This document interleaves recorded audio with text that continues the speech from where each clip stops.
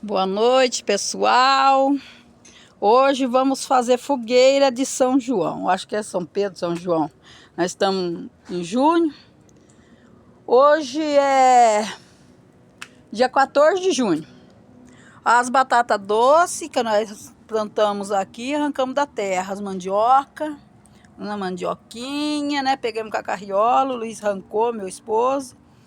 E agora nós vamos assar elas. Ó a fogueira. A fogueira é aqui no fundo.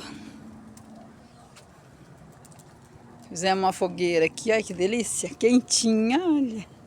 Tá frio aqui, mas olha só, que fogueira linda. Só não pode pular a fogueira, porque é a altura da fogueira. Olha. O fogo é maravilhoso, ele é lindo, ele é mágico.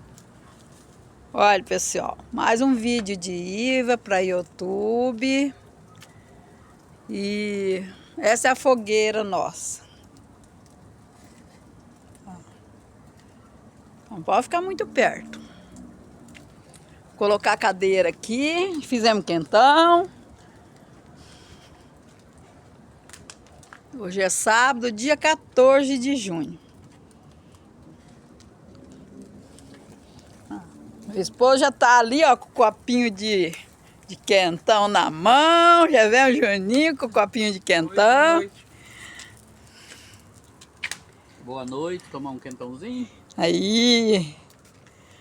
Aqui termino mais com um vídeo para vocês. Até mais. Ficam com Deus. Beijão de Iva para vocês. E um final de semana abençoado por todos. Para todos. Um final de semana abençoado por Deus. Para vocês.